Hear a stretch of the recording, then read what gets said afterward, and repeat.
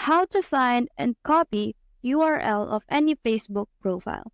Now let's start with your own Facebook profile.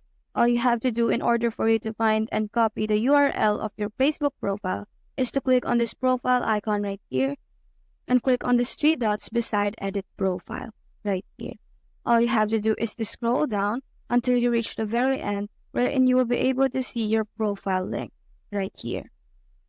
So all you have to do is to tap on copy link in order for you to copy and paste it to other websites. Now, if you want to find the profile link of any Facebook account that you have, let's say this one right here, all you have to do is to tap on these three dots right here as well. And now you can also copy the link of this specific page right here on Facebook. Now, once you copied that, you'll be able to send it to anyone or even paste it to your browser. This also applies to other profile accounts on Facebook. So that's how to find and copy URL of any Facebook profile. Hope we helped.